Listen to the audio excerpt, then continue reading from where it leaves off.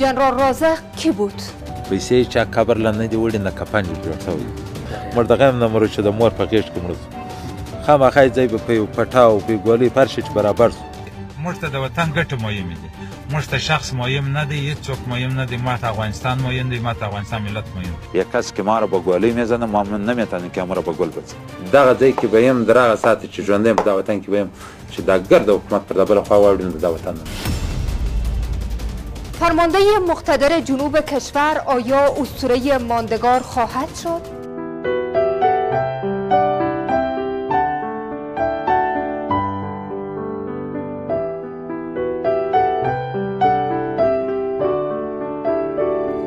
پس پرده ترور جنرال عبدالرازق چیست؟ واقعاً چی رازهای در دل پرونده وی پنهان است؟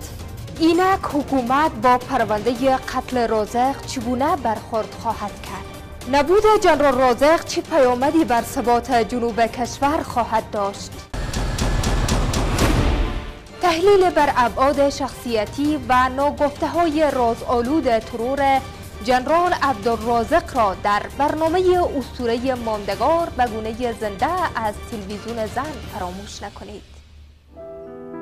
اسطوره ماندگار فردا شب ساعت 6:30 الی 8 شب به گونه زنده و مستقیم از تلویزیون زن.